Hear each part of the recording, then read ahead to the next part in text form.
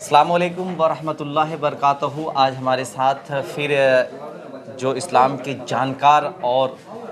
کئی بچوں کو اب تک حافظ قرآن ان کے مدرسے سے بن چکے ہیں، کہ کئی بچیاں ہیں وہ بھی حافظ قرآن کی تیاری کر رہی ہے اور انشاءاللہ حافظ قرآن بھی بنی ہیں۔ آج ہمارے ساتھ قاری شاہد محمد شاہد صاحب ہیں، جو ہم ان سے جانیں گے کہ رمضان المبارک کا پاک مہینہ چل رہا ہے اور اس پاک مہینے کو لے کر عوام کو کیا کہیں گے۔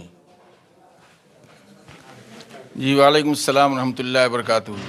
ماشاءاللہ بڑی خوشی ہوئی ہم کو یہاں آ کر کے، اور میں نے یہ محسوس کیا کہ جو یہ پاک مہینہ ہے، اس پاک مہینے میں پاک کلام کا جو اہتمام ہو رہا ہے، جو کلام انسانوں کے ہدایت کے لیے ہے اور تمام خوبیوں سے لبریز ہے، بلکہ یوں کہا جائے کہ یہ اللہ کا کلام اور اللہ کی زبان ہے، اس مبارک مہینے میں جس طرح سے نازل ہوا، اسی طرح سے اس مبارک مہینے میں زیادہ سے زیادہ ہم سب کو اس کی تلاوت کرنی ہے، زیادہ سے زیادہ سننا ہے، اور تلاوت کرنے اور سننے کے ساتھ ساتھ اس بات کی نیت اور ارادے کرنے ہیں کہ اللہ کے جو احکامات ہیں اس کو ہم سب لوگ اپنی زندگی میں لائیں گے اور اس طرح سے اپنی زندگی کو گزاریں گے، بلکہ شب و روز ہماری جو زندگی گزرے وہ اللہ کے احکامات یعنی قرآن کے مطابق گزرے۔ تو انشاءاللہ ہم سب لوگ یہ نیت کریں اور ارادہ کریں کہ ہم اپنی زندگی کو پورا قرآن کے اعتبار سے گزارنے والے بنیں گے۔ رمضان المبارک کا پاک مہینہ چل رہا ہے، آج پہلا عشرہ بھی ہے، 2 عشرے اور ہوتے ہیں۔ ایک سب سے بڑی چیز میں ہم یہ جاننا چاہتے ہیں کہ شب برات آتی ہے تو لوگ پوری رات جاگتے ہیں، اور یہ شب قدر آ رہی ہے تو اس کو کیسے دیکھنا چاہیے اور کیا کرنا چاہیے اس دن؟ دیکھیے، یہ رحمت کا عشرہ تھا، اس کے بعد مغفرت کا ہے، اور جہاں تک شب قدر کی بات ہے اور جاگنے کی بات ہے تو شیخ سعدی نے ایک جملہ کہا کہ گر ہما شب قدر بودے، شب قدر بے قدر بودے۔ یہ شب برات میں جو ہم جاگتے ہیں، یہ اپنے دل کے اعتبار سے اس کا فیصلہ کرتے ہیں، اپنے من کے مطابق جو اچھا لگتا ہے وہ کرتے ہیں۔ اصل جو جاگنا ہے اس مبارک مہینے میں، خاص طور سے جو اخیر عشرہ ہے، جو دوزخ سے چھٹکارے کا عشرہ ہے، اس عشرے میں ہم کو جاگنا ہے، پوری رات جاگ کر کے، اور اللہ سے دعائیں کرنی ہے، اللہ سے معافی مانگ لینا ہے، اللہ کو راضی کر لینا ہے۔ اصل جو جاگنے کی رات ہے یہ اخیر عشرہ ہے، اور بلکہ میں تو یہ کہتا ہوں کہ پورے مبارک مہینے میں اللہ کے سامنے رات میں جاگ کر کے، تنہائی میں اٹھ کر کے اور اللہ کی عبادت کرے، ہے نا، اور اللہ کے سامنے روئے اور گر گرائے۔ بلکہ کسی شاعر نے کیا خوب کہا ہے کہ قطرے جو گرے ندامت کے، قطرے جو گرے ندامت کے، دیدے تر سے، اور تولے گئے محشر میں وہی لال و گوہر سے۔ اللہ تعالیٰ کے سامنے جب کوئی روتا ہے اور گر گراتا ہے تنہائی میں،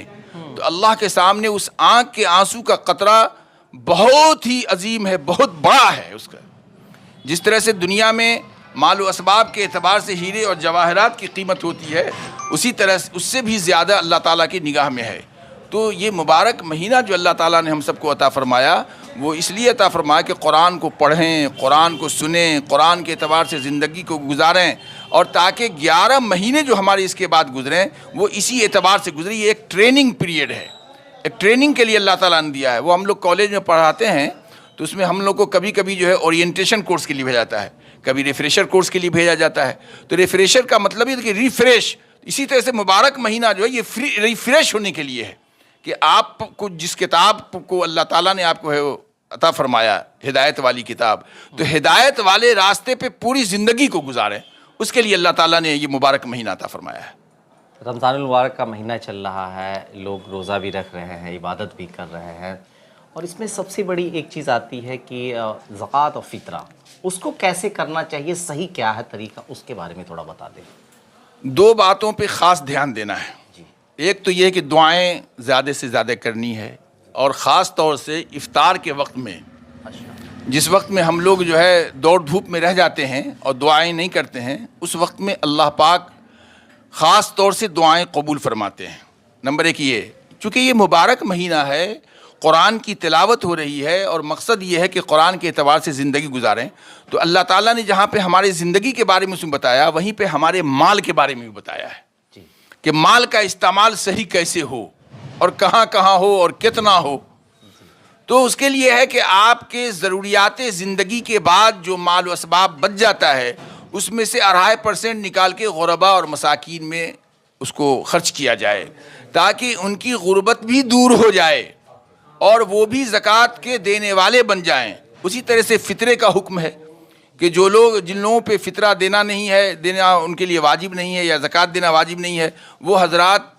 کو فطرے کی رقم نکال کے دیا جائے تاکہ وہ جس طرح سے ہم خوشی منانے والے ہوں ویسے ہی ہمارے غریب اور مسکین بھی خوشی کے منانے والے بنیں۔ یہ حکم ہے،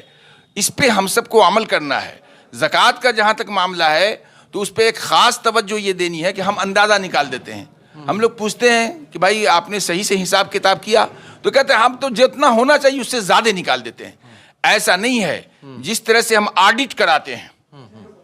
پورے سال کے معاملے میں، اسی طرح سے ہمیں اس کا آڈٹ کرانا چاہیے کہ ہم نے سال میں کتنا مال آیا، اس سے کتنا نفع ہوا، وہ کہاں کہاں خرچ ہوا اور کتنا بچا، اور اس میں سے جو 2.5% ہے اس کو نکالنا ہے۔ تو اس بات کو پوری پابندی سے، چونکہ شریعت کا اصل حکم یہی ہے، تو اس پہ جب ہم عمل کریں گے تو اللہ تعالی ہمارے مال کو کی حفاظت بھی فرمائے گا اور اللہ اس مال میں برکت بھی عطا فرمائیں گے۔ جس مال کا زکوٰۃ ادا ہوتا ہے اس مال کو آگ تک نہیں جلاتی ہے۔ یہ ہے فضیلت۔ اگر ہم سمجھ جائیں اس بات کو تو ہمارے لیے کوئی بڑی بات نہیں ہے، ہم نکال سکتے ہیں۔ لہٰذا ہمارا ایمان کمزور ہے، دعا فرمائیے کہ اللہ تعالی ہم سب کو ایمانی قوت عطا فرمائے۔ آمین۔ تو جیسا کہ آپ نے جانا اور سمجھا، اور آپ کو بھی اس چیز کے لیے چاہیے کہ رمضان المبارک کا پاک مہینہ ہے اور اس پاک مہینے میں تراویح بھی چل رہی ہے، قرآن کی تلاوت بھی ہو رہی ہے، روزے بھی رکھے جا رہے ہیں، لوگ خوب عبادت کر رہے ہیں، اور جو زکوٰۃ ہے، فطرہ ہے، وہ بھی آپ جیسے کہ آڈٹ، مطلب سمجھ لیے کہ جو حساب کتاب آپ کا ہوتا ہے وہ پورے حساب کتاب کے ساتھ کریں اور غریب مسکینوں میں بانٹے، جس سے کہ ان کا بھی عید اچھے سے ہو اور اس کا ثواب آپ کو بھی ملے گا انشاءاللہ، اور اللہ نے آپ کو اس کے لیے بہت ساری نعمتیں بھی بخشیں۔